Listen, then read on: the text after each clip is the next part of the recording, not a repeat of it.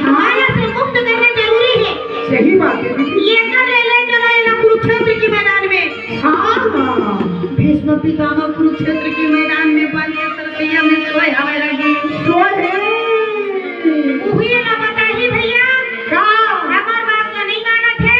हाँ पूरी बात का समझ में आई। सही बात है दीदी। धर्मराज रोवत है दीदी। वही समय में भगवान भाई के नाम के आदेश पाते ही धर्मराज करते सेना रथ घोड़ा सजाओ और रथ घोड़ा सजा करके कुरुक्षेत्र के मैदान चले की तैयारी कर। घोड़ा वाले घोड़ा रे